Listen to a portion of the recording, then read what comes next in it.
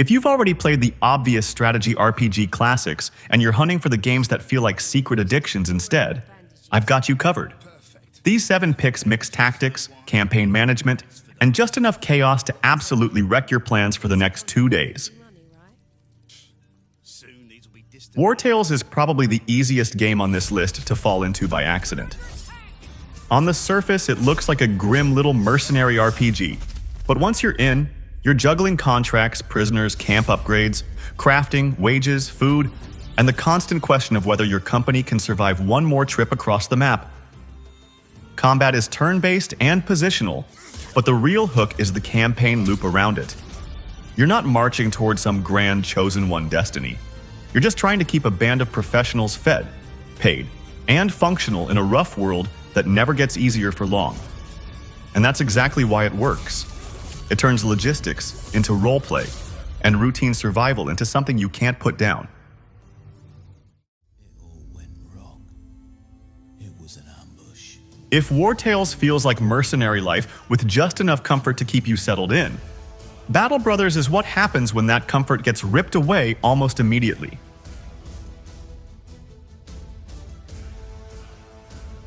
Battle Brothers is the mean one. This is a low-fantasy mercenary tactics game where injuries matter, fatigue matters, morale matters, equipment matters, and one stupid decision can wipe out hours of progress. We've done it before. You roam a procedurally generated world taking contracts, trading, recruiting desperate sellswords, and trying to build a company that can survive more than a few ugly fights in a row. The thing that makes it special is how physical and unforgiving everything feels. Spears control space, daggers preserve armor for looting, maces crush skeletons, and even a no-name enemy can ruin your best fighter with one lucky hit. It looks rough from the outside, which is probably why a lot of people skipped it, but underneath that harsh presentation is one of the smartest and most addictive mercenary management games on PC. Legends tell of a golden time. And if you want that same one more battle obsession without quite so much mud, blood, and permanent emotional damage, Symphony of War takes the formula somewhere much bigger. Symphony of War is one of those games that a lot of people underestimate the second they see it. It has that smaller indie look, but mechanically, it's one of the deepest strategy RPGs in this whole lineup. Instead of moving individual units around like a traditional Fire Emblem-style tactics game, you build full squads, stack them with classes, gear, artifacts, and upgrades, then send them across larger battlefields where positioning and composition matter more than flashy animations. That squad-based structure is the real selling point. You're thinking about fronts, pressure points, and how entire formations work together, not just which sword hits hardest. For the right player, this can turn into a full weekend of just tweaking armies, replaying maps, and convincing yourself you're only making one small adjustment.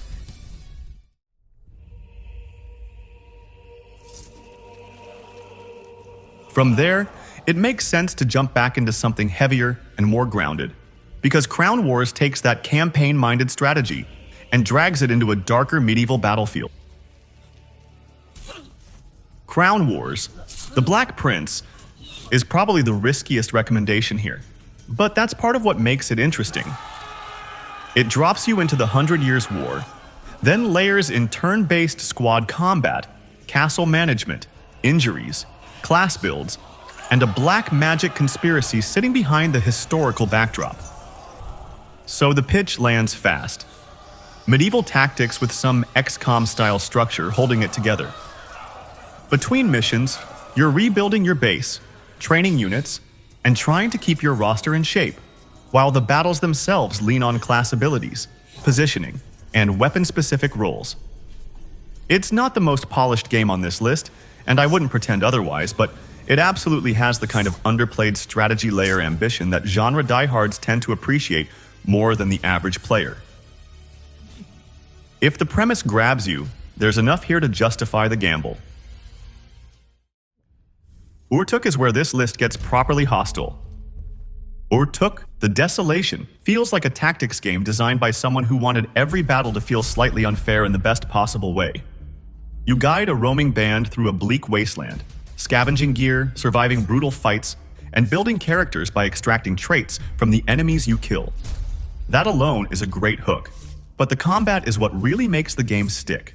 Forced movement, environmental hazards, awkward terrain, and ugly little survival decisions give every map a nasty physical feel.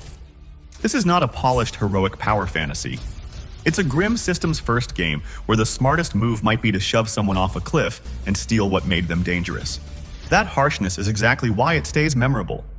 It feels unique, mechanical, and just weird enough to be the kind of game strategy fans keep discovering years later.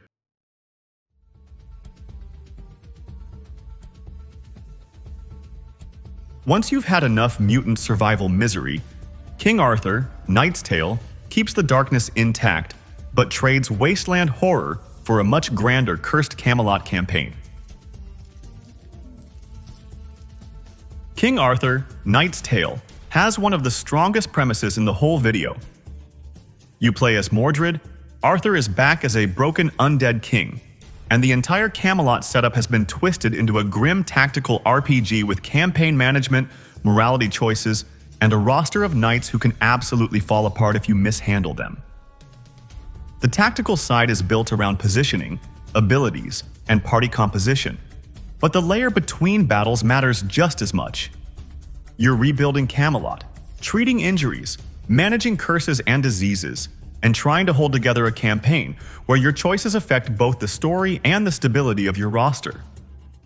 That larger structure is what gives the game its pull. It's not just a series of battles, it's a dark fantasy war of attrition, and if that mood clicks with you, it's very easy to disappear into.